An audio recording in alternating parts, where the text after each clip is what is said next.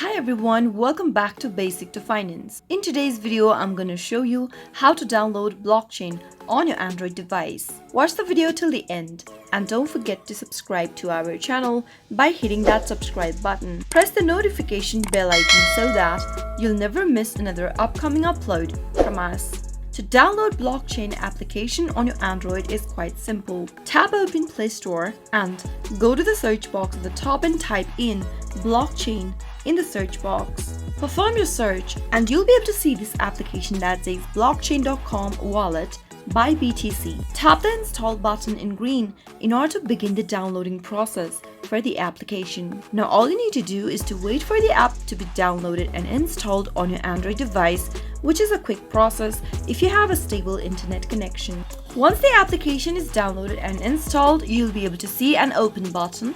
Give it a tap to open and you'll be able to download blockchain application for your Android device. That is how you can easily download blockchain wallet application on your Android device. I hope you found the video to be helpful. If it was, go ahead and give us a thumbs up. I'll be back soon with more videos like this. Thank you for watching.